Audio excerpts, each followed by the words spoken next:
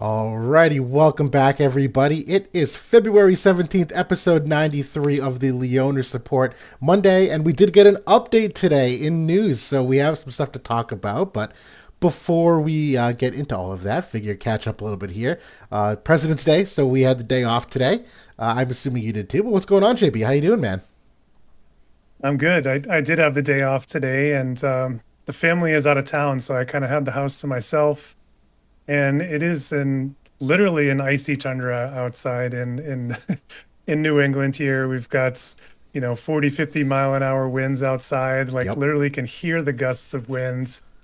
So it's a pretty crazy kind of weather situation for us, but been cozy inside, chilling out, gaming, enjoying the peace and quiet, Yep. enjoying sleeping in today. So, um, yeah, how about you? How was the weekend and how was your President's Day? Honestly, exactly the same. Just hung around the house, caught up on some sleep, did some stuff around the condo, just, the normal life stuff, catching up on the weekends. It's normally like our, not our errand time, but kind of like our chore time where procrastinate stuff throughout the week and then the weekend catch up for it and rinse and repeat. But we're getting closer to the spring, even though it doesn't feel like it. But yeah, we have like 8 inches outside, and right now it's just like pure ice everywhere because we had freezing rain. So it has been quite interesting weather up here in New England right now.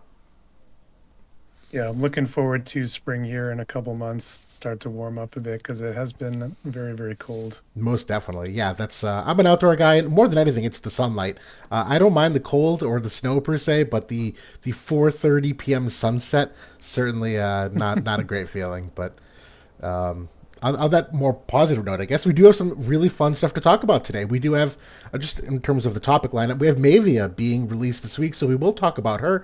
Very interesting unit, and a little bit about her character kit. We'll look at JP to see how she's faring over there and see how that might coincide with what we think for global. We'll look at the bow class as well because it has been a little while since we've taken a deeper look at them, and probably a good refresher for everybody to know where that class stands. Some equipment upgrades. We had some PvP stuff we're going to cover with Guild Battle Supremacy and Class Match, some quality life stuff that they announced in JP. We do have some JP news as well for a new unit and a new Dark Esper, the new collaboration that they announced, and then we have 6 really awesome hot takes that we are going to talk about. So yeah, we'll speculate on a whole bunch of stuff. So get comfortable, guys, and sit back. And kicking this off is the new Ice unit, Maevia, the brand new bow unit being added to the game here, dropping in a couple days. We've known about her for a long time now. Really, I think creatively packaged unit. A lot of things to like, a lot of things that could be better, but yeah, I just recorded my own character review for this today, and I'm kind of nervous to talk about this with you because I think I have my feelings about her, but it would be nice to kind of play sounding board and like toss the ball back and forth here. What do you think about Maevia? Where do you want to start off? I love the design of this unit first and foremost, and I'm just in general like the Wizette, the colors and kind of the aesthetic of kind of the plaid and yeah, I love Glaciella for the same reason, and she has all of like the obviously she's in the family, so this is the grandmother Wizette. So love the design, love the massive bow. And I love that it's a bow unit. I've always loved bow Yes. units going back to the beginning of the game. And yeah, there's been a lot of good ones, but it's been a minute since we've had like a legit bow threat like in the meta. I think Eliza was probably the last I one would that was agree. like top, top tier meta I would unit. agree. Absolutely. Um, there has been Shadow Links was okay, like for a blip in, flash in the pan. Veritas of the Bolt is, we've had some fun with her, but it's not really a meta unit. This one, I don't think it's going to be a meta unit either, but that's not to say that I think that she's bad. I think actually she's got a lot of nice things, and I think this is going to be like a building block for this job class because they don't really have much. Like the card support is really solid. I think at this point they've really done a lot with it in the past year. Just the unit, they need like another 1 to 2 units, and then I think it's good to go. Really compelling. She is, I think, a Guild War commander, Uh, sword red dual, mage. I think it's dual mode. Oh, is it Pretty sure. dual Yeah. mode? Yep. Okay, dual mode. Okay, so red mage, bow, gun, gloves. Um, Nothing like that's really crazy to me in terms of like jumping out, but I do like the actual buff, which is like a haste effect that you get when Yes, you go below 50% HP. The stats are like kind of whatever, but that effect I think is pretty nice for dual mode. I completely agree. Um, in Yep. terms of the kit, she's kind of like a bit of like a supportive debuffer is kind of what I'm coining her.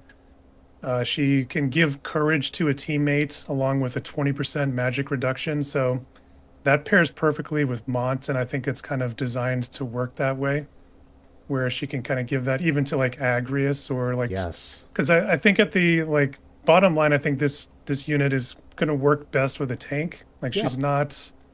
she's very low HP. But she does have a couple things. She's got the barrier in there, 50% general. She does have that courage she buffs on. Mm-hmm. Kind of a little bit more stout against magic damage. But I won't take everything. Why don't you give a Yeah. few thoughts here? No, totally. I agree. I mean, this is a well-crafted unit from like a utility perspective, and I agree with the debuffer component where she does come with two different imperils. It's an ice imperil and an AOE imperil. This is not a crush either. This is flat 25 AOE res.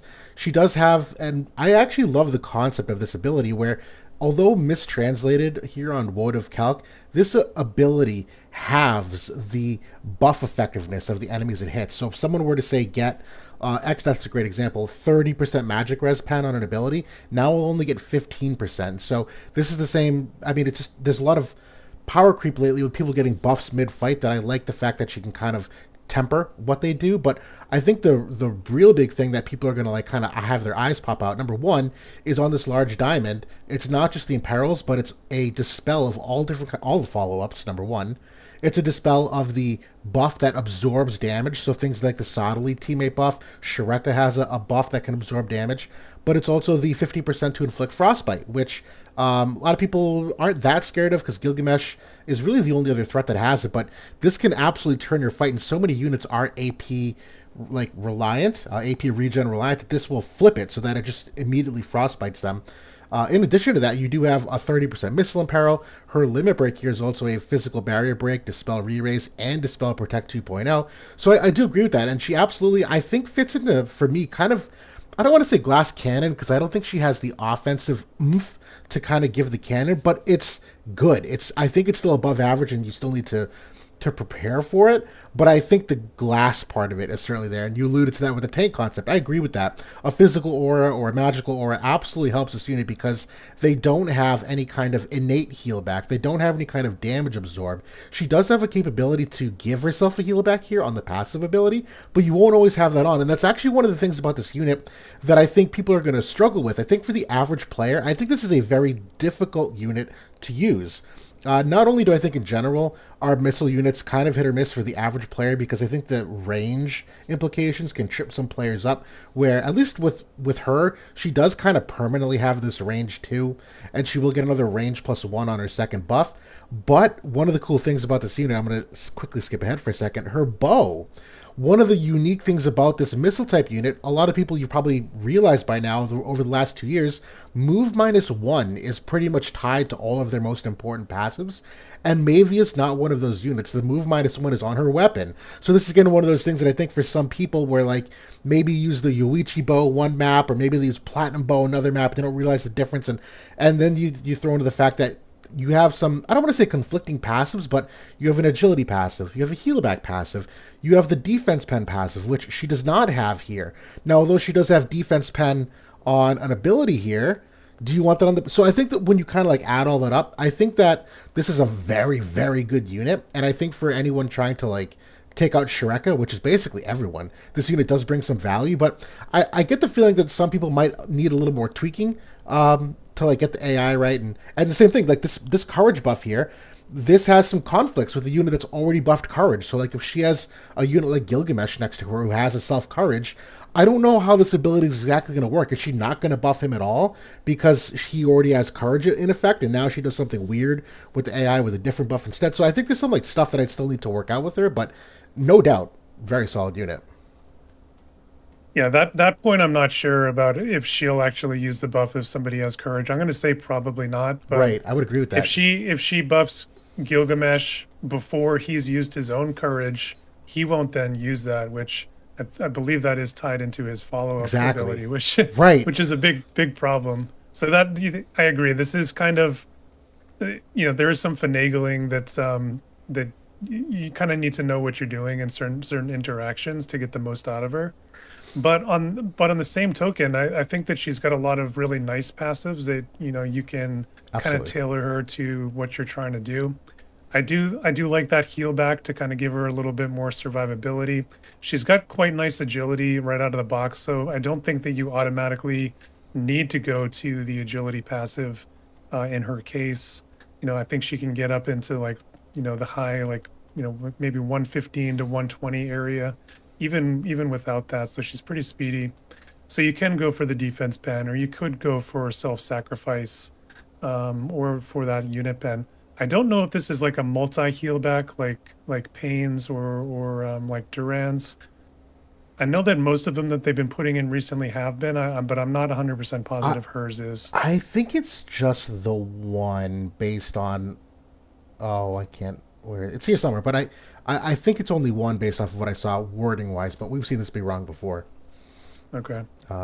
There is another thing that I want to bring up about the Job 25 ability, and it's actually not shown or translated here. Yes. Just like Shreka's Far Explosion ability, this has like the reverse honeycomb effect on it, where she'll do increased damage at a range, which thank you, Gumi, for finally realizing that it needs to go onto a missile unit. Like this Yes. is what we've been asked. This is why like that she can get away with not having moved down, because her AI will recognize that it can do more damage if she backs up and Yep. starts kiting. Yep. So I don't know why it took I don't know why it took so long to put it on a missile unit, but it's finally here, and it's a significant amount. I think it goes up to 45% from what I've seen. So Yep. it essentially will cancel out somebody's honeycomb barrier if it works like I think it does. So Yeah. um, No, I'm glad you brought that up because I learned that today. Actually, I didn't know that till prior. So I was doing some extra research for that character review, and I know I watched that, and that is a significant, noteworthy thing here for an AI priority. And to your point, the spacing, because that was one of the things that, as I'm doing this review in my head, I'm like, man, this unit doesn't have much HP. They're pretty squishy. Really, the range advantage is one of the biggest things they have going for them. You can't underrate that. If there's a certain map where the unit's just not in range, you're just never going to hit them, and they can just do as much damage at will. They'll keep all their buffs. You don't have to worry about getting dispelled. None of that. Those shenanigans that really like make us discount a unit. She can run at full uptime having that range. And one of the great things about her, I feel like we might have saved this best for last almost, is the fact that she can grant upon hit the reduction of unit res pen. This is like one of the greatest ways to deal with Shreka and Exdeath at the moment, just by the nature that they can almost fully penetrate magic resistance. The fact that they can so easily dispel things like Shell, Exdeath can do it on hit, Shreka can dispel Honeycomb and a bunch of things on her limit break, but the fact that you can now play with the unit resistance penetration is a legitimate percentage change of their damage. We've noticed that with Thancred, who we use pretty frequently, and he has a similar type of utility. Pain does as well. Nickel does too. Unfortunately, we actually have a unit who I think is going to probably use it best because of how liberally she can apply this on hit. And the cool thing about this, you have pointed this out on many occasions, because this is an on-hit effect, it can stack with other sources that are like on abilities that characters have, so you can further reduce the penetration by more than just the 30, which I think is like one of the biggest ways to counter their damage output. Absolutely. yeah, so um, Shrek can get up to 50% unit res pen with Garuda, I believe, right? She has 20 from the Esper and then 30 from her self buff. I think X Death has 40% innately. Sounds about right. I don't think that he has any more than that in his active buffs. So if you have like, 40, 50% or higher unit resistance, it's a major increase to your survivability to debuff them with that. And like you said, especially if you can stack that up with a Thancred or with a Nickel or Pain or whoever, and then get up to a 60%. then they have None. 0% unit penetration. They're going to be looking to try to use their AoE attacks and things like that to do more damage. So Yep. you can significantly like hamper the enemy AI and damage with those debuffs, which is nice. Absolutely. So, but And she oh, yeah, does actually buff your unit resistance of 25 to kind of she does. coincide with that. Absolutely. Yeah. This is very common. I feel like nowadays is the unit res because it's just so impactful how good those units are. Absolutely is. But I don't know if I I've. like Oh that yeah. she also gives that AP consumption decrease of 30. Yes. Very nice. Yes. 30% goes to. So I mean, a lot of this I see like works so well with Mont. Like I feel like they're designed to go together. He gets the courage, he gets the magic res or the magic damage reduction, gets the unit resistance, agility, AP consumption decrease, none of which he has innately. So um, I think they're a pretty compelling combo. Absolutely. And the reduction, we got a couple good questions here. Chris Matz asked, does the reduction work on the total or does it work on each buff individually? I mean, if I think I'm reading that right, I think it just works on all of their attacks, everything. If you reduce someone's unit res penetration, all of their attacks just have less unit res penetration. And a good follow up Yeah. question here: would this be considered a good counter to Yuna? You know what? If you could hit Yuna, I would say yes. I would be wondering if they really would target each other. If you have a certain character out in front, maybe Maevia hits them first. It might be a couple turns till you end up hitting unit. But yeah, theoretically, any unit that is a unit scaling attacker, a lot of their core damage nowadays is dependent upon their unit res penetration. This absolutely counters all of those units, not just Shrek Death. So there's some X's and O's that I think you have to think about, but on paper, absolutely sure. The thing is that some of those units have shreds, which Yes, that's different than penetration. So correct. Yuna has both. She has the unit res penetration and she shreds. A lot of units don't though. Like if going back to like one of our first ones, which was like um, Uh, Ashen Mont, he doesn't Yes, have any unit res penetration. He just has the shred. correct. Also, Exia is another one that purely relies on the shred. So there's a lot of units that you can hamper with that. Agreed. And this is a good unit too from an accuracy perspective. I feel like we always throw this out there for an honorable mention because evade is such like a fun hot topic that people talk about. I don't. She's not like the most accurate character in the game, and I do think it's ever so slightly unfortunate that her low AP ability is the one with the 30% hit chance. To me, this is best served on the abilities that you spam more often. To me, when I look at these low AP abilities, I think of one of two things. Either A, it's the ability you use when you want to finish off an enemy, which this is helpful. That can ensure that you can finish off a low health evade unit. Or B, if you're running low on AP. And you're like 14 is all you can spare because you're basically out.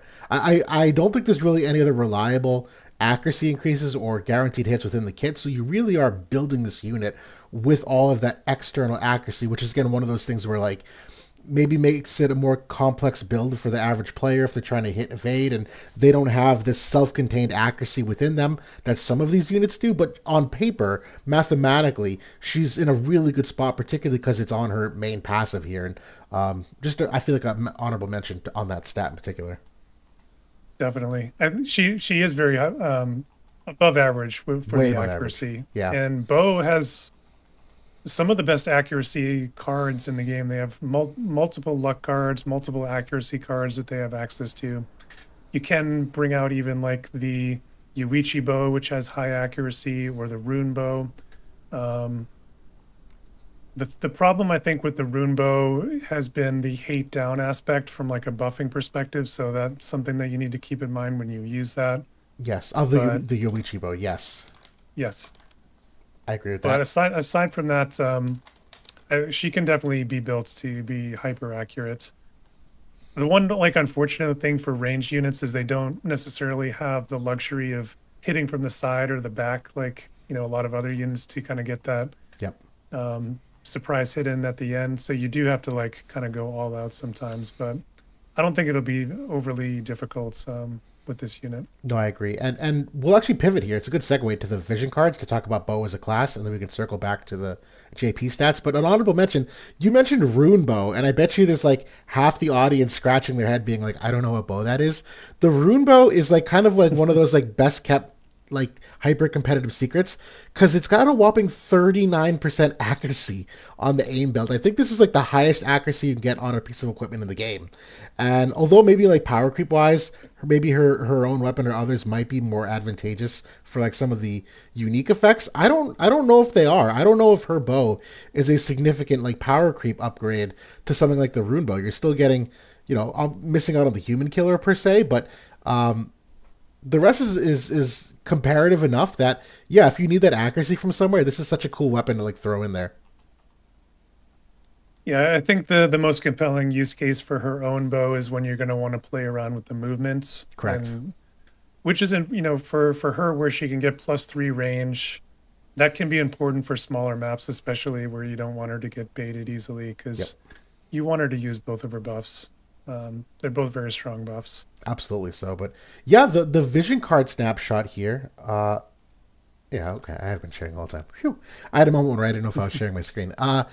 Yeah, this was actually one of the things I noticed too was that Bo has been included on a handful of vision cards, and to this point, I actually distinctly remember a couple of these cards coming out where as we would analyze them on a week-to-week basis, we'd list off the jobs, and I'd be like, oh, Sword Red Mage, Great Sword, Bow, and I'm like, yeah, Bow's whatever. You don't really think twice about it because you don't really have the units that really like come to mind, and even someone like White Lotus Fina, who I think is a very good bow unit, as a support isn't really vision card reliant. So while it was kind of like a cherry on top that she was included in some of these, we actually have a unit now who really can like take advantage of the vision cards, which I think you said I agree with totally. Has some really great vision cards here. They've been on a slew of hollow vision cards, and just from like the eye test for anyone kind of peeking at this, these darkened black borders that you do on this vision card graphic indicates if it's typically a main slot vision card. If it's unit res, AoE res, or agility percent, or even the wide res, I think you've included on here. But the general takeaway, kind of like glancing at this, is that they have an absolute ton of main slot vision card candidates and more on the horizon. We're technically getting another one next week when she comes out. It's the Dad Bomb. Esper and Vision card that yeah they have agility, they have luck percent, they have accuracy ones. They have everything you could possibly want, I think, from a vision card perspective. Very well rounded, I think, at this point. And there's been a lot of investment into it. Like if you think about where Bo was at the beginning, like basically about a year ago, you can go back to like that first row of cards, which was about a year ago, would have been that Lunar New Year card, the Oberon card. Right. And Right. look at how many cards they've gotten since basically in 1 year, 1 year. calendar year. Mm-hmm. So I think that's probably the most in the game, or among the most of any job. But you look at the units and it's been like slim pickings. So Maevia is a pillar unit here. And I mean, talking back and forth here, we've said a lot of good things about the unit. We've said good things about the class.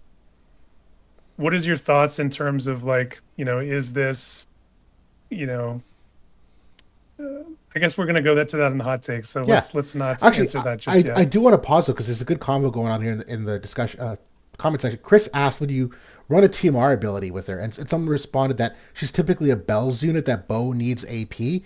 I'm going to give her a feather in her cap though. I don't know if AP is an enormous thing against her. She does come with 30% acquired AP as part of her dream ability. On her teammate buff, you had already pointed out, she gets the 30% decrease AP consumption here. She also gets the flat 20 AP immediately upon usage. This 34 TP is going to actually be, what, 1 times 1.3 is what, another 9 AP? 43, or, yeah, well, you know the math. Cut this in half times 30%. And even Bo does have some acquired AP cards here. I don't know if AP is a huge concern of mine for her. The skills are a little expensive. Like this 32 AP is not nothing. But I don't know if I thought she was above average, all things considered. But maybe I should do some more math on that. Well, I mean, the 32 AP is going to become 22 AP, right? Right. Effectively, once she starts cast, I agree with you. Right, exactly. So it's going to be Yeah. cheaper. And actually, forgive me for a second. Not that this is a must pull, but I think this Esper also has acquired AP on it. It's not a ton, What is a ton? 25%. When you add this all up, pretty substantial. So there are, for Maevia in particular, there are a bunch of AP related things that I don't think this is like a Zizabel's kind of unit. Wouldn't hurt, but I don't think it's Yeah, I mean, required.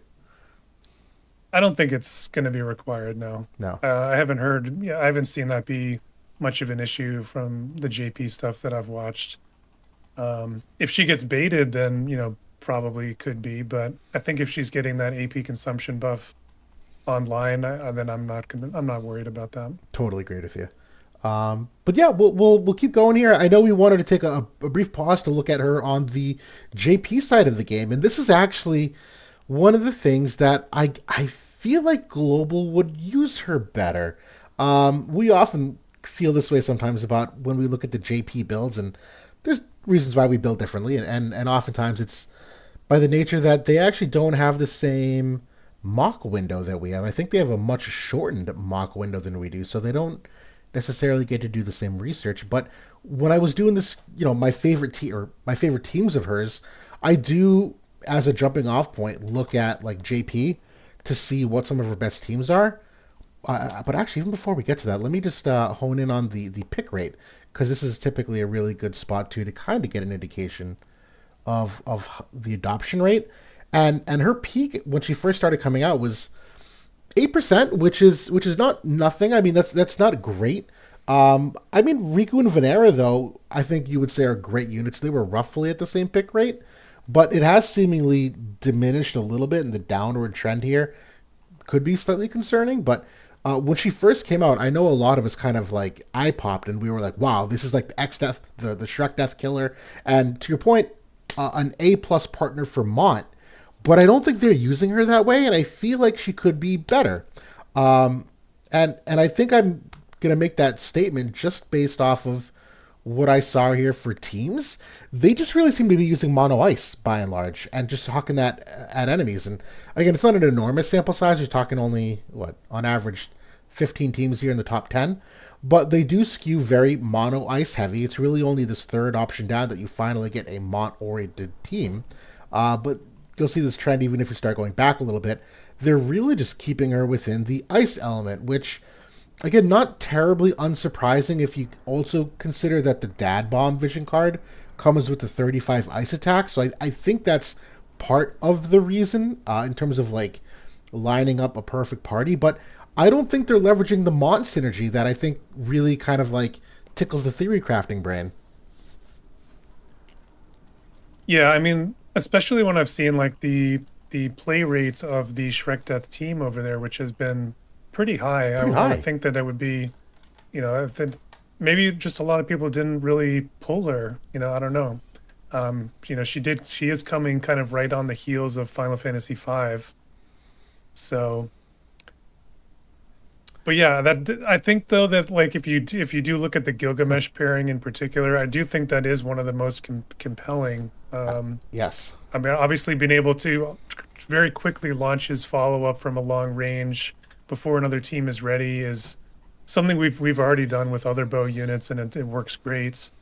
And she's going to be able to do it even more effectively just because her damage is much more substantial. So I think that pairing is natural. It's very solid. But on the other hand, if they are seeing like a lot of Monts, she doesn't have any way of getting around his aura other than the limit burst, which does. But outside of that, that's maybe stunting her damage a bit. I would agree with that. Right, that limit break's just a one-time use. That aura will come right back. So it's really just Yeah. that one damage. But I do like your point about the Gilgamesh follow-up, because I was just earlier trying to calculate to see if she could actually like one-shot Shreka based off that limit break. And that's not the case. She can't do it because of the honeycomb. But with the Gilgamesh follow-up, I'm pretty certain you can. I'm fairly certain that she can launch that limit break, dispel Oh yeah. any kind of like barrier, and then Gilgamesh does the follow-up, and that combined is enough damage to take her out at once. So I think that is really the key synergy. But the at least getting more than 3 stars, that's at least something. That is often like one of the bare minimum things we look for. So this Acris team does seem to be like one of the more higher utilized teams, and I think Global has a huge Agrius adoption rate that I could absolutely see this being a popular team here for those that use Maevia. I mean, Agrius has proven to, continue to be a useful unit and a strong unit. And if you're not prepared for the status effects, she can really throw off your game plan. So I think it's actually a really good team. But, there has been a really strong uptick in fire on global, which could be a big problem I agree with for that that. team. Absolutely. And Cecil asked the question, could she one-shot bonk Xdeath if you added Yuna? The answer is no. Xdeath is No. far too chunky. But KT7up did do a pretty... he was actually just released his video today. He had a showcase of a mono ice team. And when you get the right turn rotation of the three ice units acting in succession of each other, and he did Jaden and Maevia and Gilgamesh, that there's enough chaining that goes on there that you can get him down within a turn. But even then, it really takes all three units to do it, and it requires like all of the things at once. So Xdeath is a far harder unit to take down, but I think the hope is that you can at least maybe diminish his damage just ever so slightly. He does have the debuff weakening though, which I think makes him a pretty staunch unit when it comes to those like imperils, that he's not going to get imperiled by nearly as much because he's got the debuff weakening. And I actually think the debuff weakening does not affect the buff efficacy ability on the 120 ability. If it normally halves your buffs, wouldn't debuff weakening make it so that it doesn't reduce? I believe so. I Right. haven't specifically tested that, but I Same. would think that it would work that way. Yeah. Exactly. So even though on paper, you like I gave that example just now where I was like, oh, Xdeath has 30% magic res pen, she can cut that in half. Well, realistically, it's actually not going to even be cut in half if he has the debuff weakening active, because it's not going to be halved. It's going to be cut by less. So Xdeath is a harder thing for her to tackle, but um, certainly she's designed to go against that kind of unit. Yeah. I mean the that's also going to affect the unit res pen debuff as well. Yep. So I mean there is some, especially with a unit like this coming in, there is some upside to building upon his debuff weakening and certainly using that passive that he comes along with. So I don't know, he seems like the one that's going to stick around from that Black Mage team. I think that Shrek, although like her damage is special and it's much better than Xdeath's, it's her survivability is starting to crack a little bit among some of the units that have been coming out as of late.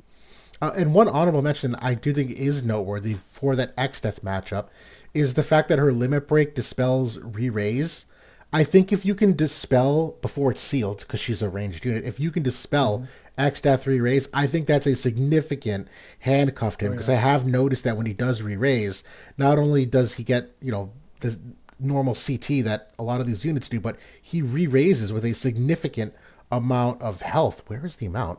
50% re-raise, and not including any kind of healing power that you have on there. So there's been a couple fights where you'll kill him and he'll re-raise like 70% health, and you have to kind of do it all over again. So the fact that you can remove that re-raise basically cuts his whole entire half-life in half. That's huge because I mean he's in a lot of builds I've seen 14, 15,000 HP, so he re-raises at 12,000 HP, 11,000 HP maybe. And it's like you have to kill him all over again. Exactly. So if he's got a healer behind him, like yeah, he can turn back the fights very easily, even if you think it's looking good. But yeah, I do like that about her as well. That long range re-res dispel. Totally. But we'll keep going on. I think I've said everything I can about Maevia. Again, I was slightly surprised by the JP pick rate. I actually would have thought that they might have adopted her a little more rapidly. But to your point, I think they have adjusted enough with Mont that she doesn't really have the need to beat Trek Death teams. And quite frankly, we'll talk about this more soon. She might not even have the need here in Global. But we'll talk through some of the current matchups of how to beat that team, I think, in our hot take section. But yeah, we'll get to some of the equipment upgrades here. One of them is the Shimmering Lance. This is the Volke weapon. This is actually getting, I think, like a kind of nice upgrade where the +6 version of this is adding on defense for one turn when performing a critical hit. I still wonder if this is actually a typo on WOTV Calc. I don't remember if it's specifically a crit hit or if it's just A different Well, condition. the spirit is definitely a critical hit. Okay, then this will be two. Yeah, So I've always kind yeah. of been slightly iffy on that because crit rates, particularly for this unit, are kind of bad. So on paper, this sounds like it could be good, but in practice, I don't think it actually does anything. Yeah, this is bad because his if you look at his crit rate, it's completely average even for the old gen units. Yeah, Um, and this does have a nice critical build, like 28 is a significant chunk. So you can probably maybe get him to like, 70% if you really built into it. But that's like really going into it. yeah, And a lot of times I think on a tank, I'm not really often using a weapon. nope, I'm using the Genbu ring and I'm using Maximilian and I'm really trying to, especially on a high faith unit like this, I want to protect against the statuses. So absolutely. I don't know. This is not good for me. I completely agree. And then this is the old Doa weapon, the Sage's Crimson Plume. And this one, the upgrade is getting the, oh my god, where'd it go? Oh yeah, the reduced magical damage of 10% when your HP is above 70%. I actually like this a fair amount. This is the kind of thing that will reapply when you go above that threshold again. So, particularly on a tank unit, as you're getting that heal back, as you're having an external healer, if you have a damage absorb somewhere, this can be relied upon decent frequency. I think this is a nice upgrade, particularly because this is both a ice and water weapon. I admittedly I don't think you equip this on a ton of units outside of Aldoa, but this is the one. This is one where I actually think it's probably worth considering on a tank. I think this is like just enough bulk, depending on the matchup, that I think it's worth it. And I do like some of the compression here on the right side trust stone passives to give her. She doesn't need a lot. She's not a big damage dealer, but kind of tightens it up a little bit for her.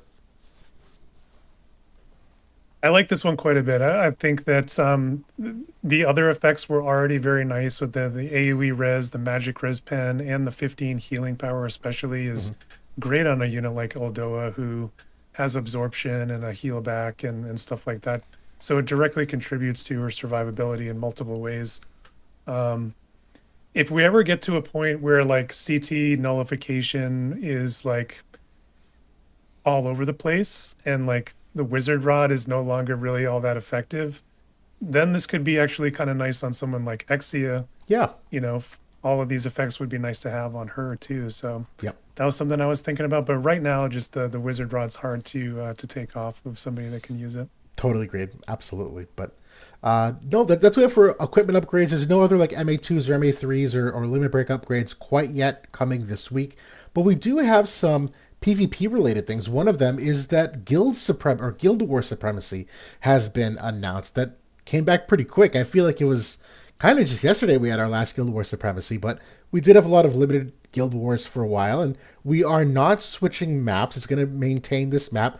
I think it's the 21st, if I recall from the notice. So we do have a Yeah. couple days that they'll give us a couple mock days once it drops. The coolest wrinkle to this one though is that we're getting back to a total team cost. 560, that's Esper, that's vision cards, that's units. It's one of the like most difficult ways to build a team because it requires you to be so unorthodox and like where you because most builds don't use 6 vision cards, they just use like 3, or some builds will not even use like a UR Esper, you use a cheaper Esper. People get very creative with how they do this. I'm so looking forward to what teams we use here. Yeah, 560 is not a lot to play with because over 3 slots, if you have 3 100 cost units, that's 300. If you have 3 UR Espers, that's up to 420. Now you only have 160, 140 left for vision cards, which is 2 UR vision cards and nothing in the other person's. So you have to make some sacrifices there to, try to find out what is the best balance. In some cases, it may be leaving some slots empty. It may be, not having an Esper or having a low quality Esper on somebody. Right. Maybe even bringing in a low, like a MR unit or a SR unit. So yeah, that's what you need to figure out kind of over those mock days. What's going to play the best? Totally. And I think I've found on average that the best way to approach this is just to make the best team of 3 units. Right now, units by themselves are just like so self-contained, and so much of the power creep is in the unit themselves. The things like the espers, although there are some espers that are certainly power creep, that their heads and tails better than the old ones. Some of the vision cards, although obviously some of the hollows are much better than older vision cards, I think you can get away with some cheaper vision cards or sub-slot vision cards where, do you need the full 60% attack in the main slot, or can you get 30% of the sub-slot and it's a little bit cheaper? That to me, I think, is where people kind of compromise, and that way you make sure you have your core 3 units, and however you can like fill in the gaps to make them work, you make that work. But I see a lot of people make a team of 3 and they'll throw in like an SR unit and an SR Esper so they can have 6 vision cards. Don't worry too much about that. Make the best team of 3, and it's usually going to be like the most consistent results overall. Yep, definitely. And then in addition to that, Class Match has also been announced, and this is another good one because they've nullified Quicken and all counter abilities, which is kind of awesome. I know we're kind of past all like the reflex shenanigans. I think that counter ability has slightly faded, but counters like all the preemptive counters still have some like potent effects if you're maybe killing an enemy at low health before they can land their attack on you. Maybe you're someone like Xdeath has a dispel on his counter ability. Some of them are for defensive purposes. So I like that they're kind of taking out the counters there. It is again the fortress map. I think this is the gunner map, isn't it? Is fortress the big long? Yeah, I think it is. Like the original triple gunner map. Yeah, Do you remember that one? it's gonna be awesome, right? Like the kind of the steps on both sides, and like yes, if you have jump 3, you can kind of go down through the middle. yep, that's a great map for this because Class Match obviously allows you not only some great manual play. It's one of the few manual modes that's still like actively played competitively, but even from like an auto perspective, the initial placements is always one of my favorite things to do. Um, yeah, I'm looking forward to this. I love Class Match. Yeah, definitely looking forward. I'm anticipating a lot of missile coming out on this map, so it could be kind of toxic on the manual side. At least there's no quicken to go with it, but I'm sure we'll see plenty of keen blades. Definitely so. Actually, I have a random question here. We did not prepared. From a manual perspective, we've seen like in like guilds right now, the player base kind of slowly phasing out. Some people retiring. I don't think lately. I think people have had some good retention as of late, but there was a period of time last year when we saw kind of like a mass exodus of like top end auto guild war people. Is the class match to you like the manual play? Is there a significant smaller pool than like a year or two ago, or have the manual players kind of stuck around that were here like a year or two ago? It's been like a gradual falling off, but yeah, I mean it's a shell of what it was like in the maybe like its peak was like just after the first anniversary, I would say, No doubt. like year and a half. But it was the same in auto. That was kind of like when we had the most players. Um, yeah, it's a gradual falling off. It's not what it used to be, unfortunately. Okay. I just figured I know if you're usual a manual player, that's like a different kind of hardcore. Maybe they have like a higher retention rate than like an auto casual player. It's a small community. It's a tight knit community. So whenever we lose somebody, it's kind of like a dagger in the heart kind of moment. Like when some of your best friends from your guild leave, it's those kind of moments. So Absolutely so. yeah, it's tough. It is. It is. But we do have some quality of life upgrades announced here too. One of them, this is actually kind of nice. One of the problems for a long time was that paid currency, paid Visior, would only be on the platform in which you purchased it. So if you suddenly like went to a new phone or like transferred accounts, kind of a huge loss that you would lose something that you actually like paid real money for. But now they're doing something where it's visible across all platforms, and I've personally never had this problem. I've always stayed on my phone and the Google Play like beta application. I never really did much in the way of emulators, which I don't know if this helps with the emulators at all. But I know I've had people that have told me about that where they like got a new phone and like their paid vis was gone, like weird stuff like that. Yeah. So I personally use the Amazon coins. So I have to go into like an emulator to get access to that because I have a iPhone. I don't have like a Android phone or anything. But the majority of my playtime is on the Google Play client on a PC because I multitask at work and I kind of have that in the background. So I'm constantly flipping back and forth, especially like on pull days where I need to go in and get my paid Visior if I'm doing any pulling, Oh. and then vice versa, go back to the Google client. So I'm looking forward to this because that's a problem that I deal with. Yeah, I think that's a nice thing. When they announced it in my head, I love that that should apply always. You should not lose access to a paid currency. But I didn't know how widespread it was, but I didn't know that you actually were like a victim of that. Yeah, have Nice. to kind of switch back and forth, depending on if I want to use my paid Viz or not. Yep.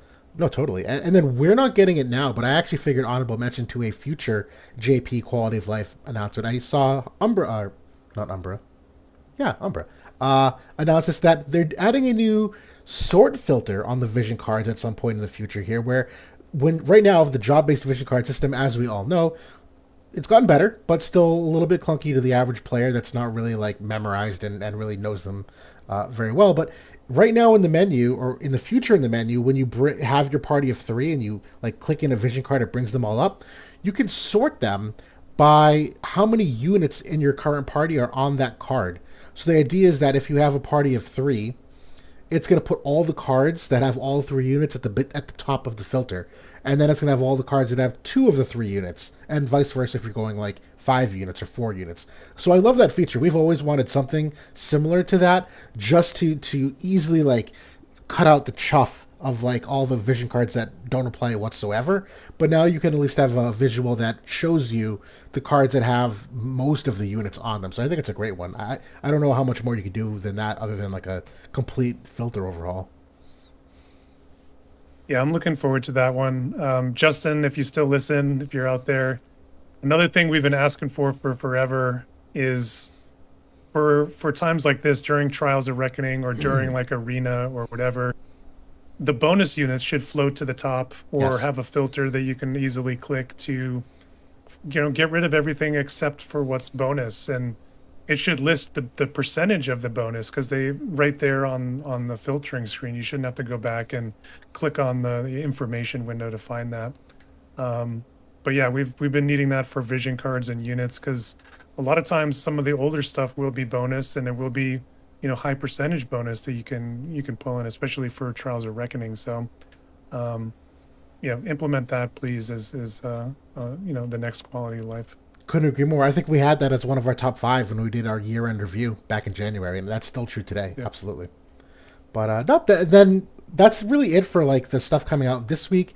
Figure take a little bit of time here before the hot takes to look a little bit ahead at some of the JP news. And one of the most notable pieces of news is Young O, who was announced. This is a unit that we've had the splash artwork for a while now from the in-game assets. Didn't ever really know if they were going to continue with the younger versions of units. Obviously, Maevia is part of that flashback, so once Maevia dropped, we had an inkling that we were going to get another one. I didn't think it was going to be Young O quite yet, though. I did still think it was going to be like Miraga or one of the other. Although I guess at this point there's I, not that many. I thought it was going to be Curry and we were going to go right Yes, into like a bow meta. right. You go I did Maevia think and it was Curry. going to be yeah, I did think it was going to be a water unit. So I was at least right on that, but he looks really solid. I think he starting off with the TMR. I like the TMR. It's got a big accuracy and luck and agility, like really nice stat stick, Oh, the and the diamond. effect is pretty nice too. Diamond's accuracy buff. Yep. The unfortunate thing is it can only be used once, so I don't know why we're Oh, going back. Why do we just have one cast on it? That's really lame. yeah. Agreed. I think he is a Guild War commander from what I understand, and Yes. he has some nice effects here in terms of like reducing physical damage flat is super nice. From like that's the stats. That's not a buff, so that can't be removed. Right. The healing power, the chain resistance, they can't be CT debuffed is huge. Incredible. I like that quite a bit. And then the actual buff is a physical damage and luck buff and a crit rate buff. Yep. Pretty nice, I think, for the effects there for the commander. Goes to Katana for Devout, book and spear, so could be a nice boon for some of those teams. Absolutely. Yeah, I like this commander effect a lot. And this is a really fun unit. Just to kind of recap some of the high level stuff, again, we're not going to go totally in depth quite yet, but he is absolutely a luck oriented character. You're going to see that scattered throughout his kit, not only here in like the commander ability, but even within his passives, that he's got luck if you have regen active. And I know from like a evade and accuracy perspective, it's kind of for both. He is a very accurate unit as a result of the emphasis on the luck, but he does have a component of him that is kind of evasion based too.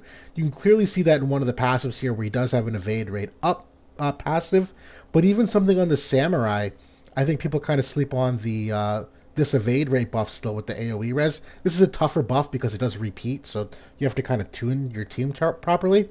But Katana technically does have the luck percent vision cards that he's the kind of unit I think you can go either. I'm not saying he is an evade unit. He's not that level that the hyper evade girls are, but I would say he's certainly among one of the more potentially evasive units in terms of like the competitive pool. But the accuracy is absolutely awesome because of it too, and honestly, just a really great like select two. This ability is absolutely cracked. How good it is! Like the 30% hit chance. It's a select 2. The range height of 2 on this. It's a physical barrier break. It gives himself this like permanent regen uptime. Also has some penetrations on it, both slash pen and unit res pen. Also is a CT restore, which we saw with like Bradley. These kinds of things can be like oppressive at times when you can increase your own CT. All of this, like, and 4 casts, I think is such a good move. If this was 3 casts, be a little sad, but that's kind of my high level of the character. He is obviously very slash oriented. I've heard fair things about his damage. The penetrations on paper are kind of there, but from what I can tell, he doesn't have a ton of like mitigation removal. And I know I think you'd called it out earlier. He doesn't really have anything in the way of like imperil types. So damage wise, they seem to have been emphasizing, and you see this on Dark Leviathan, which we'll talk about in a second, some of like the physical damage up stuff. I think that's probably the only concern is the actual like damage number, but like stat wise, like kit wise, his character looks very good. Yeah, I think that's going to come down to finding like the right partner to harness what he does. He is a very like self-sufficient character, so I don't think that he needs a support behind him. Like his regen is pretty much on him the whole fight, and he reapplies it. It's a 20% regen, and he has like high healing power. So I've seen it ticking for like 4,000 a tick, like even So higher. Like it's insane. Like it's really really high. If he has regen, he gets increased luck and increased debuff weakening from his passive there. yep, So he's got, it goes up to 22% luck and 35% debuff weakening. insane. So it's hard to debuff him. So he's like a really stout bruiser. Someone in the chat there was saying that they saw people in JP having trouble with evade comps. I'm sorry, but that's just like a skill issue at that point. If like this guy has like 277 luck, he's got 29 accuracy on the board, he's got a 30% hit chance, he's got the katana like cards that have some decent accuracy cards. That's a skill issue at that point. I'm sorry. It is. He's I a agree. he's a very accurate character. The one of the things about evade, at the very least, I think you phrased it great. It is a skill issue, but more than anything, it's a math issue. This is not a brand new concept. I literally started content creation off like hit rates and accuracy like 3.5 years ago, and I still make videos on it. And it's a really simple, I won't say simple formula at this point, but we have calculators that exist. It's only 3 inputs. It's your luck, your dexterity, and your accuracy. And for evade units, it's your luck, your agility, and your evade rate. And it's just, you just plug them in there, and it's a really simple hit rate. And there's not a ton of like variations. Sure, when it comes to like reincarnations, you can make the case for like bringing an unreincarnated unit versus a total reincarnated one.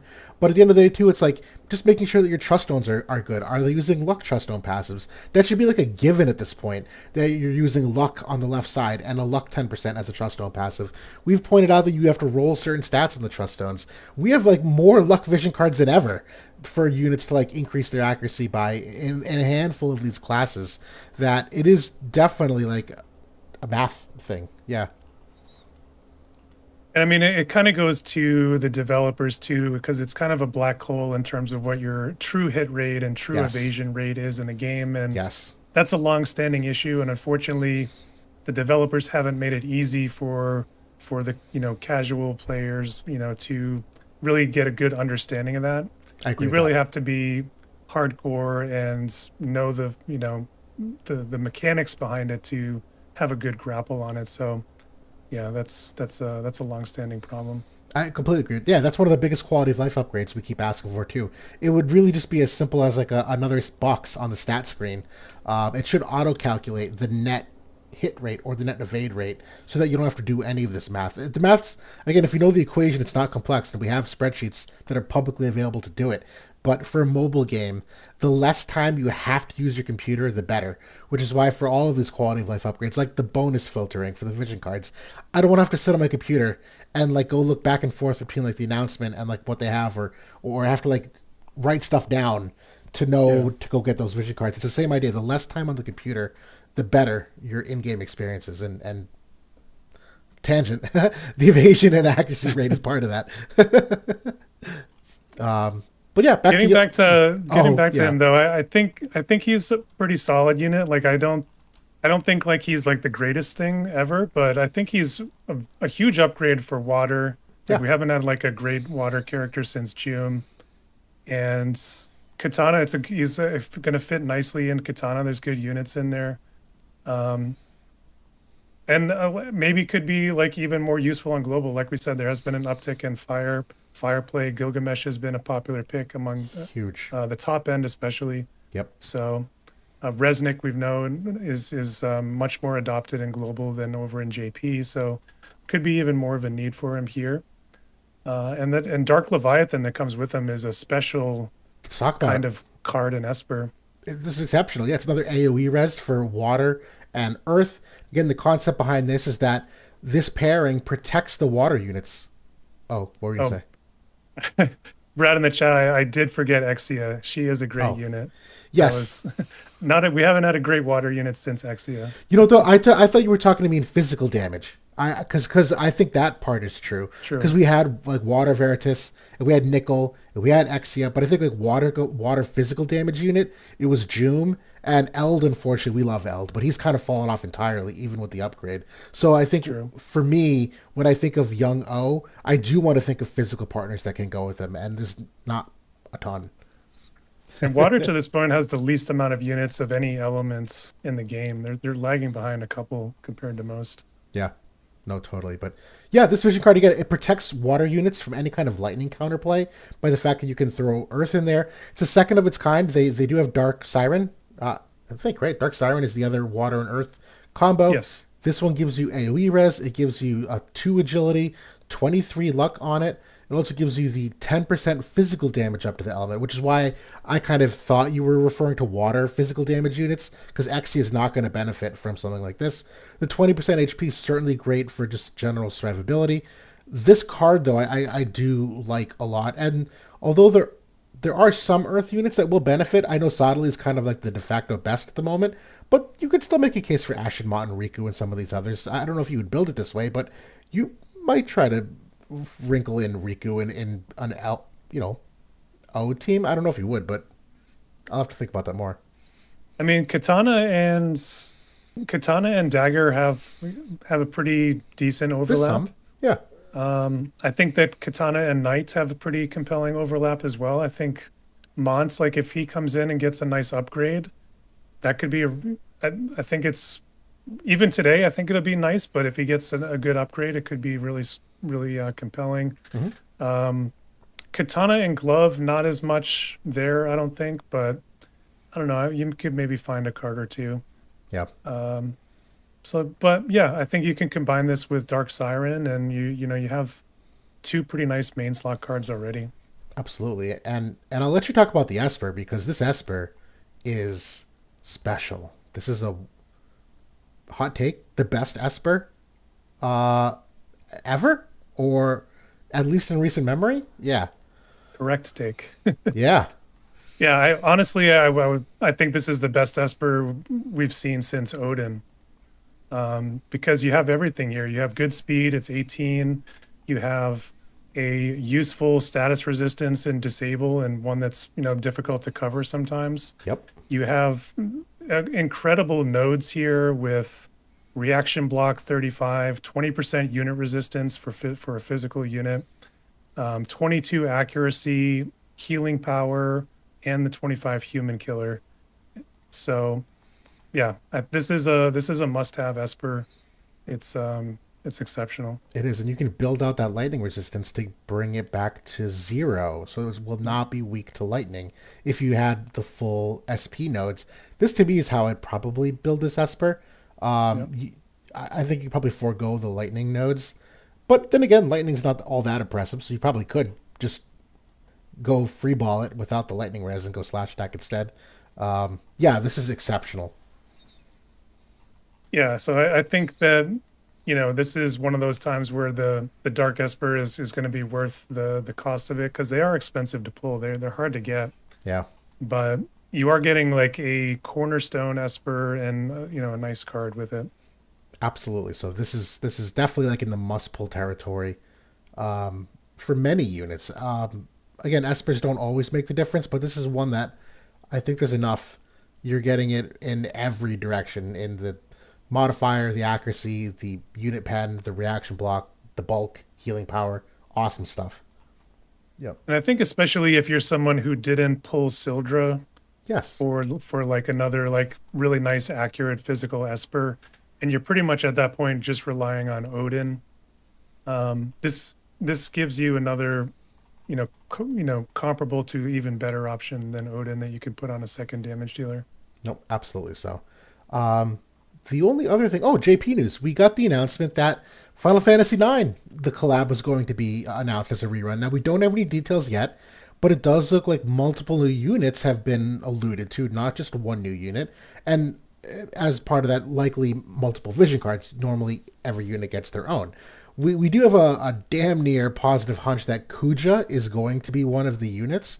There's been some speculation who the second one would be. I know. I'll let you talk about this. Who do you want for the second unit? Any like, what are we thinking here for predictions? My number one would be Beatrix. Yeah. I think that, and I think from like I know that Steiner has a lot of fans and he's like main cast, main party, but I feel like Beatrix is the waifu, and from like a sales standpoint, they probably need a waifu more than like a chunky knight kind of character. Um, I don't know. What do you think? Who do you want, and who do you think it's going to be? It's such a tough one. I absolutely Kuja is going to be one. I Oh do yeah, think Kuja is for sure. That's a for good one. sure. I agree. For the second unit, I would also prefer Beatrix. I don't know if that's where I'd put my money if I was a betting man. I feel like Steiner has to be it just because he's a main cast unit. He is, and all the things you could say about Steiner, you could say about Beatrix. They're both, well, at least Steiner could be like a sword knight grouping. I think Beatrix has historically been great sword when in like FFBE and some of these other games that people have researched for us. So I don't think that great sword would make a lot of sense in this collab, given that we just got Mont. But then again, they're 5 weeks ahead of us, 6 weeks ahead of us, so maybe it does. So I'm not totally counting it out. But Steiner is like a sword knight. Obviously, you have a different kind of like another tank, and technically him and Beatrix, I think, would follow a similar archetype. I don't think their builds would be that different from each other. I don't think I have a different like favorite unit I might look into. There's like maybe a slight bit of copium that Amaranth might be cool as a strike unit, because strike is just dead in this game right now. And we've got like missile, slash, slash, slash, and there's literally not a single like viable strike unit in sight. Would be kind of interesting to see if they kind of opened the door with that. But that to me is like a real long shot. I hadn't even thought about him, but that is actually a good point. And there have been a lot of units as of late that have a negative resistance to strike. Like that has Right. been coming back as of late. I don't know if this character would be that popular. I I don't guess think if he's he was either. like if he was super powerful, like I guess maybe. Um, But People in the but chat are talking about Freya as well for like another spear unit. maybe, but that almost feels like too. Well, maybe. I mean, it's really just Ramada and um, Gilgamesh. But Hmm. yeah, for me, it's just if I'm sticking within the main cast and I had to pick like what's the most likely unit, it's I think Steiner's number one. Again, Beatrix is the favorite for me. But other than that, I don't know if Eco or Freya. Maybe I just feel like Amaranth too has a compelling case. Yeah. It's probably going to be Steiner because he's a shoe-in for like the knight class, who's probably in. I think they need another unit at this point. They're kind of long in the tooth for like we've had Mont and Thancred, and really that's Yeah. about it because you can't count Duran. No. He's done absolutely nothing. Yep. It's true. They're in trouble as a class. They definitely are. But either way, fun speculation. I will be curious to see what they do. But yeah, we'll hold out for more news. But we will get into our hot take section now, which we do have a bunch of really good ones. Try to get through these at a decent clip because I know these sometimes go off the rails in the best way possible. The first hot take here is that Maevia is a must pull unit. Is this a hot take or do you think this is true? Yeah, molten hot take. I Yeah. don't think it's a must pull unit. I think when we originally saw the unit like from JP, we were like, this is what we need to like finally kill Shrek and get her out of the meta. Um, she hasn't done that in JP. Like Shrek is still being played at a pretty high rate, even amongst the top end. Um, we have seen a significant drop in global on this particular over the last couple of weeks with Shrek, though. And I think people are starting to find compelling counters to her, especially on this map where it's a longer map. We are able to take advantage of missile again. So I mean, Jaden is very strong against her, and Yuna, can be as well in some cases. So I don't know. I don't think it's a must pull if you have other solutions. I think there are other solutions to the Shrek Death team that people are finding. Yeah, no, I agree. This is not a must pull unit. I agree. There's alternative answers to this meta, and at the end of the day, you don't even need everyone to pull a unit to force meta changes. Even if you get a small population of competitive players, that's enough to like change those slow things over time. She could be one of those units that just adds to another reason why you can't play Shrek as uh, un like without any counterplay, like just another answer. I think Sottily kind of is in that vein. There was a lot of units I feel like in succession that kind of did pretty well against him, and it's like death by a thousand cuts. The moment you start losing to more than just a couple things, then you start to fall out of the meta. The more and more easily you're defeated by a larger pool of things. I think this is one of Yeah. those units, but yeah, I think you need a solid foundation for gun and missile to be able to use her right. If you haven't, then you're not going to get her ceiling. I mean, we had a lot of good things to say about her. Despite not being a must pull, I think that she's a good unit, and I think it's going to be a strong addition to Bo. I just think, with some of the stuff that's announced, like with Final Fantasy IX coming and with the anniversary right after that, Yep. within, it's just not a priority to pull this unit, I think, for most people. Couldn't agree more. Absolutely. Which brings us to our second hot take here. It's a good one. Summer Resnick is broken. Is this a hot take or is this true? This is true. This is absolutely true. And yeah, she's such a frustrating unit to play against. She's so good at what she does. And yeah, the sustain is undeniable. She's been a meta unit since she launched, part of almost every, top end team that's being played. So hard to kill, like even in garbage time, she'll sit there sometimes and just keep healing over and over again because the stupid innate honeycomb barrier that she has. Yep. Um, so yeah, broken unit, absolutely. I agree, broken unit. I think the only way this unit moves out of the meta is the moment they start introducing like new mechanics into the game. Because I remember actually let me skip one of the things that I remember about this unit. It wasn't that she like countered any one specific unit or one specific meta. She did a bunch of things that were kind of universally good, and one of them is the barrier seal. Like that is like universally a good piece of survivability. The dispel follow up cast universally great. the aura effect of the curse res being like a really big competitive advantage. There's a lot of things that like once you start to, I think, move away from these things, you're gonna get less value out of her kit. But like right now, as long as evade is also really strong, so isn't this 30% accuracy buff. This is also like as proportionally strong. So I don't know how else you get this unit out of there other than introducing a unit that just does something where she just doesn't have the utility for it. And then at that point, you have to find a different unit to do your work.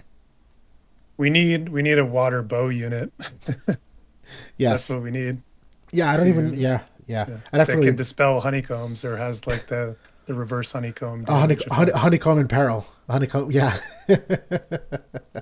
I love it. The next one here, we'll keep things moving just for the sake of time. We'll probably have another segment on Resnick at some point because of the prevalence.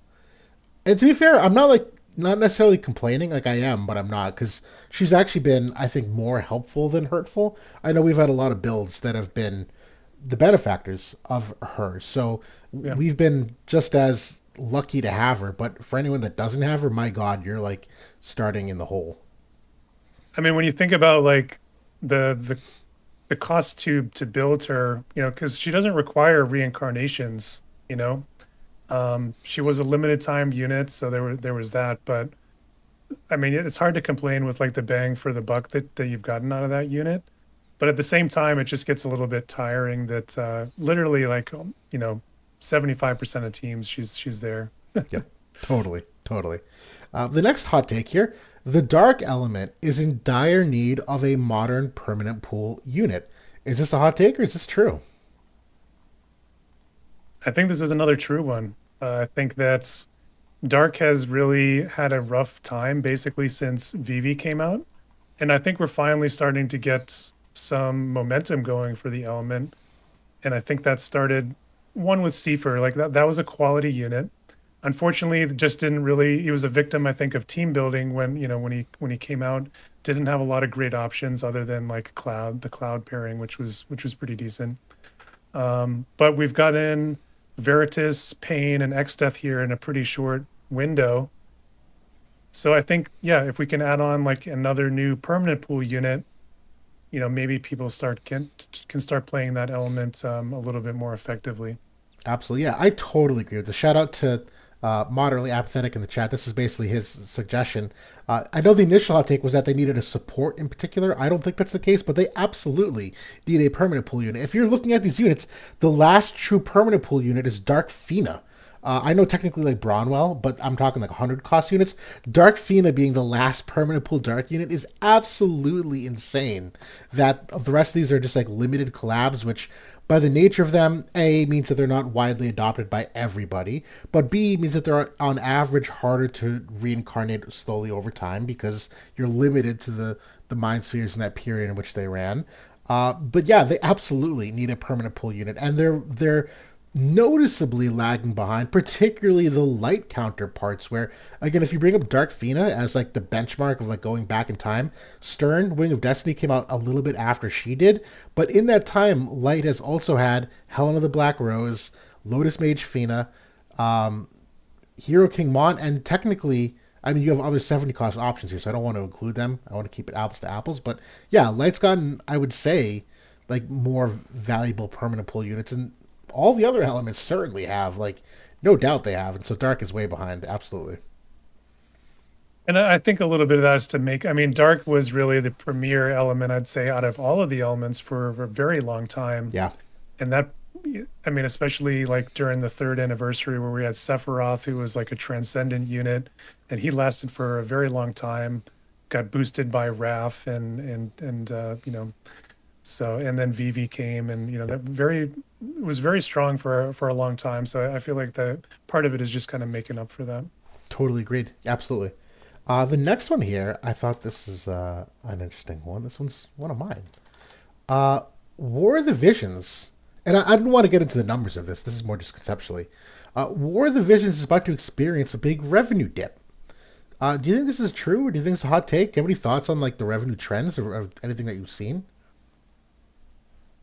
I know that global has been fairly steady, like around 4 to 500,000 a month. JP, I think, has been like, I think the recent was they were over 1 million, That's what I thought. um, which was, I think, fine for them. Um, Things have been fairly steady. I'm not sure I would agree with this take. There could be like a temporary dip here for global because I think that people may start skipping some of these permanent pool units as we start to head towards the anniversary and start saving up for the anniversary and for Final Fantasy 9 in particular, because we're going to get news on who those units are going to be here just in the next couple of days. So um, yeah, I think that global might see a little bit of a dip here before those things happen. I actually am kind of predicting this, to be honest, because to your point, and absolutely, I think more so on global, but I'm not even unconvinced on JP. I do think if you look at the roadmap here for global, I think almost all of this is skippable. Maevia, I think Dad Bomb is a skippable vision card. I never say that about vision cards, even as an Esper. That's like a one of the few. I'd be like, you're fine. You're not going to lose any sleep. Falset, I think is skippable. The missile card here, I think the only benefit of this is the fact that it marries gun and bow. Outside of that, I think you can kind of replicate these stats elsewhere. This is also like in a semi-skippable category. Oh, sure, quality unit. I think Dark Leviathan's a must pull, but oh, you could probably make the case. I don't know about must pull, but he's a permanent pull unit. Again, I think there's so much in the next 5 weeks. And just looking at JP's adoption rate of Maevia, I'm also not entirely convinced that like they're in full buy-in either of Maevia and now Falset. I don't know about O quite yet, but to the game's credit, I actually think it's so balanced right now too that I don't think you have this need of some of these units coming out to be like, wow, like they're gonna solve the problem that I have. Because I think the game is the most balanced it's been since I can remember. We are routinely finding new teams every single day right now that are all competing, and it's not even rock paper scissors. It's like very comprehensive how good it is. So I feel like if the game was a lot more in this like meta chasing mindset, where I think last year we were kind of in that for a while, where like what's the next unit that's gonna be the meta unit? It was Cloud, and then it was Sephiroth, then it was Gilgamesh, then it was Shrek, and then it was or Mont even before that, June, and then it just felt like every single month was the new one. And I don't know if I get that feeling nowadays, or like last month, or the next month and a half even. And I feel like that might correlate to a dip in the revenue.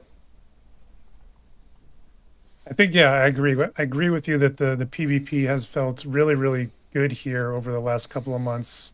And that's like the culmination of that huge period we went through last year where it really didn't feel good No. for a while. Um, I hope that they don't immediately jump to like a big, huge power creep here at the anniversary, because Yep. that's going to mark a year since we had that next gen power jump. Yep. Um, and typically the anniversary times are when they introduce new mechanics and things like that. We just went through 50th anniversary a few months ago where the commander was like the big new thing, which we're starting to see like maybe a little bit of FOMO with some of them. X Death I think is probably the biggest example we've seen thus far. Winter Perrine was another one. Yep. Um, but I don't think it's like overly so, that it's like so in your face that you can't compete without that commander ability. I Right. think you can still be okay without it. So I wouldn't be surprised to see something there, but I hope that it's nothing bad. Totally agreed. I actually still applaud them for the commander. I think that was, in hindsight, a really wonderful change. It both has actual in-game benefits, but I like the fact that you can use these units at a future date, even if they get power creep, that you still get some value out of them. And I can't say it's worth it, but I actually think out of all the power creep they've done, this is probably the most like balanced and like even keeled of it. Yeah. The next one here, before we get into our very final one, we have six today instead of five. Uh, I thought this is an interesting one. It's been a long time since we've seen Hiroki. We've seen Justin, we've seen the development team, we've seen members from Gumi, we've seen a lot of people intricately involved, but we've not seen Hiroki in at least a year at this point. Was he here for the June announcement for Global? I don't even remember if he was. I think he was, yeah. He was there for the anniversary Okay. time frame. Okay. Pretty But sure. the hot take is that Hiroki's sustained absence only means bad things for the game. Is this true, or do you think it's a hot take? I think it's a little bit hot. I think that he is, I mean, they're clearly good working on the next thing, I think, at this point, and he's probably a big part of that. And I think they've transitioned this game to a more of like a turn the wheel kind of state where, they're not trying to hype it up. He's not in control of his own like unique global team anymore, and feels like he needs to put his face out there. I think it would be nice because I think the players appreciated kind of his quirky personality, and certainly liked the Hiroki gifts and things like that. Um, I don't know if it means. I think it's like I said, just kind of we're in a turn the wheel kind of situation. They're not putting extra emphasis on trying to put more resources in front of the game. I agree. I think it's a cool take. I don't think his being here or not being here really has any signaling impact on the state of the game. I agree with you. I think it's in a spot where they've gotten their sweet spot of consistency of controlled costs and employee expenses, and now with the paid packs and how frequently the whales like buy things on a recurring basis, that you just don't need that on hand, all hands on deck approach that maybe a producer like Hiroki had for quite some time.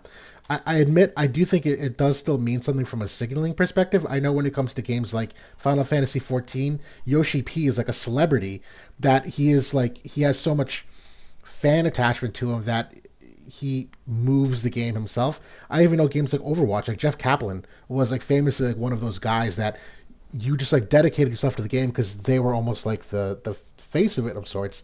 I still think Hiroki is that person here, which is why I think people so frequently comment on missing him or like wondering about him because we do really like him. But I don't actually think he means anything for the state of the game. I've never read into it.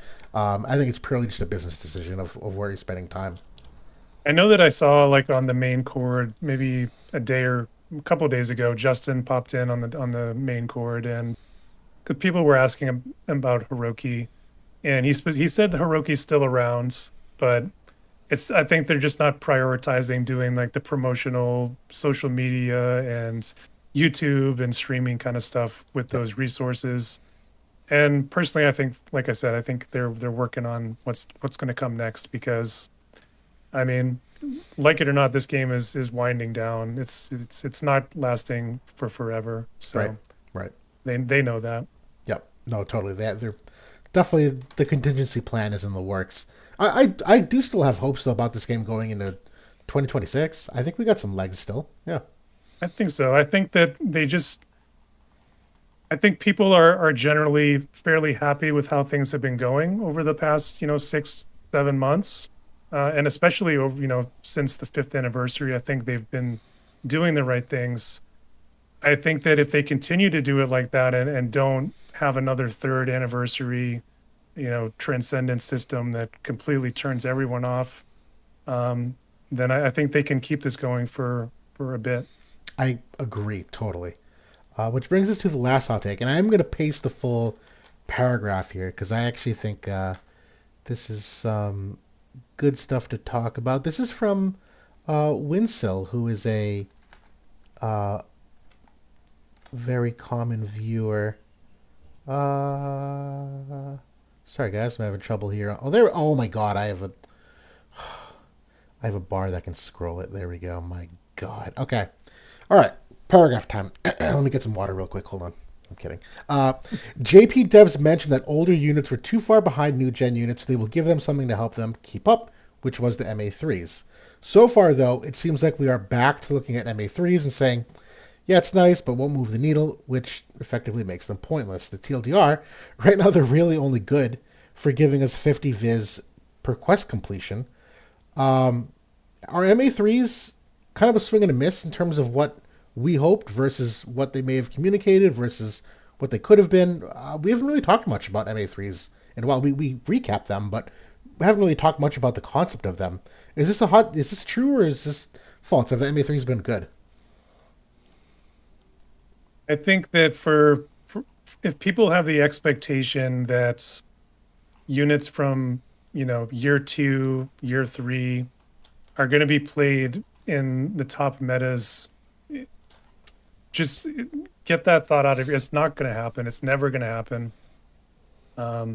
And even if you go back like a couple years ago, like the MAs from like the first year units and even the second year units, they weren't getting put into the top ends of play in most cases either.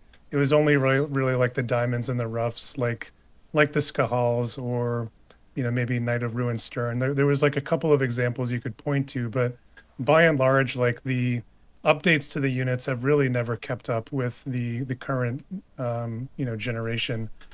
It is a little bit worse now, because there is also the stats on top of that. But yeah, I think though that like the MA3s, I think there have been a couple that have been pretty nice. Like we have been seeing like Glaciella, I think like a really nice one. Um, but like I said, it's not going to make them top tier compatible, but you can bring them out in arena and they can play. And there's other content like class match and stuff like that where maybe they can be played as well.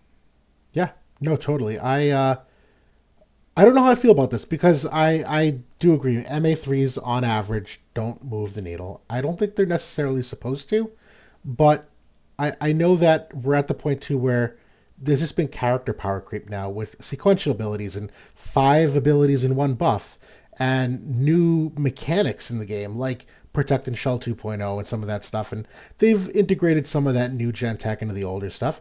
But you're right, we've never had the thought that MA3s were going to fix extremely old units. They were always going to be power creep from a stat perspective at the very least. Not even base stats, total stats, like just naturally what they have on their boards and the mastery abilities and stuff. So I won't say that they're pointless though, because I do think that there's probably still a casual enough player that probably makes up 50% of the player base that is totally fine using a non-meta unit in a non-hyper competitive sense that is getting some value out of that unit, and it's probably something for that player who really likes that unit that they feel like they're having more opportunities to play them. And that's probably who these MA3s are for. I very much doubt they're looking at the top 5, top 10 Guild War and being like, hey, what can we do for this MA3 to make the unit come back in top 10? That's not the case, and that's not good for their business model either, because top 10 needs to spend. Let's be real, most of the Krakens and whales congregate closer to the top. But I think for that average player that just wants to play a little bit, that really likes Chunak, like, yeah, give him an MA3, fuck it. It's not going to be great competitive, but that's the whole point of that casual audience, is that they're not min-maxing, they're not meta-tuning, they're not constantly mocking. They just want to have some units and have some fun, feel like they're having a little bit of updates and power creep. And I think this accomplishes it. So I think if that's a strategy, I'm okay with it, because mastery abilities have never been like gangbusters, completely overhaul and change a unit 99.99% of the time. Yeah, I mean, do I wish that they were more? Yeah, or like, do I have some old favorites that I wish I could play at the top end? Sure. Like there's plenty of older units that that are, yeah, have some sentiment, nostalgic feelings for me.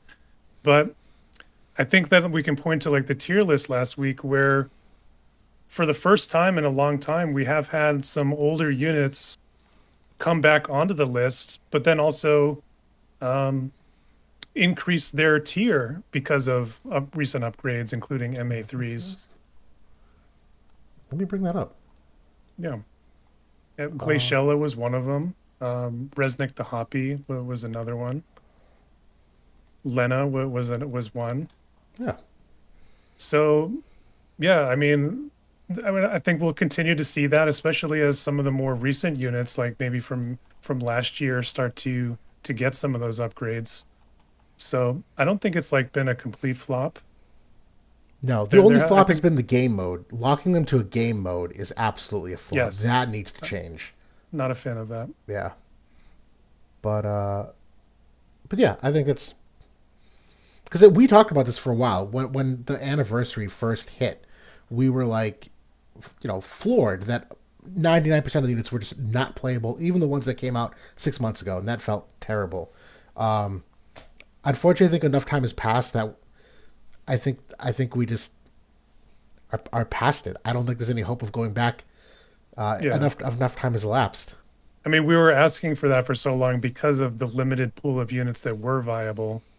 Now we have much more viable units of the next generation, just naturally, because enough time has passed, that we no longer have as much of a need for older units to even play with at this point. No, right, and so many units have come out. Actually, I have a super hot take here. The that was actually one of the things with the Blind Enthusiast League that I actually ended up rounding down to not join in because the character ban list has like 15 characters that are omitted, and it's basically everything post June, all those units. And that's one of those things that in my head I'm like, I've become so accustomed to this game now and the new balance of the game with the how many units we have post June that are all relatively competitive that I couldn't even think about like playing the game without any of them if I was making a team. That's how much time I think has elapsed. That I think that this is functionally the new normal to me. I don't think of any unit pre-Joom as like copium. I don't think there's many of those units that exist. I think Faris is probably the poster child of that right now. Where Faris, Yeah. we got a great amount of usage out of her, and she had as good of an upgrade as you could hope for with the MA2, MA3, and Limit Break, and she's still not there. And to me, like you couldn't get much better than that. And that to me, like I just got to live with that. That's the new normal. Yeah. It's an arena unit now. Yeah, yeah. But no, that's everything we wanted to cover. I feel like those are fun, good topics. Some of them maybe some tough pills to swallow. Hopefully, we're not terribly far off. I know, you know, oftentimes our feelings on stuff can like piss in the pool, and I don't want to ever give that impression because I really do think the game is the most balanced. Wait, guys in chat, I've probably been annoying JB so much this week with how many times I've tagged him in Discord. I have been mocking more than I've ever mocked in my life this last week and a half because the game has been so wide open and fun. Where right now, like we're using Hypervade today, we were using Triple Missile with Light Veritas yesterday. We're using like these Mono Pierce teams and the Fire teams, and we have like 3 different versions of Mono Light that are all doing super well. Like there's so much cool stuff happening right now. Wait. This is a good time to bring some exposure to this.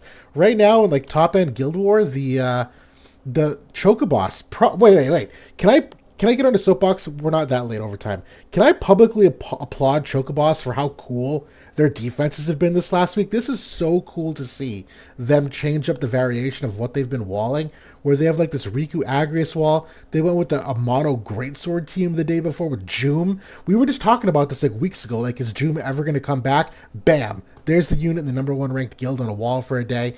Like, this is such a cool thing to see at the top end of the game. Like, I'm absolutely in love with this. You love to see it. I mean, that's a big reason why the PvP has felt so good is because there is such a wide pool of units that you do have like a lot of like rock paper scissors going on with in different interactions, and a lot of units can be good, and that includes the Veritas units. Like we've been using Light Veritas. I can't wait for Dark Veritas to get his upgrades in a week or two, because he's going to be right in there as well. He's going to be viable, and Greatsword is in a good place. So yeah, having a lot of fun with the game right now. Yeah, to your point on the Veritas unit, I want to show this off. Good visual final boss playing, was it Mako? Yeah, they have what, four different mono missile Wind Veritas teams. There's another one here somewhere. That was 6-starring. And I just used it yesterday too, and like it's absolutely awesome to use a unit like that. It's very, very good time to play the game competitively. So, good honorable shout out. That team is good. I was using that in free match for a long time, like when I first got Veritas online. Thankfully, we finally have we went through that map that was just not good for missile. This one is wide open. It's super long. It's perfect for those gunner units right now. Absolutely so. But we'll pause there. We're at the hour and a half. Appreciate everyone sticking with us tonight, asking questions. Per usual, if we didn't get to one that you really do want the answer to, leave it in a comment.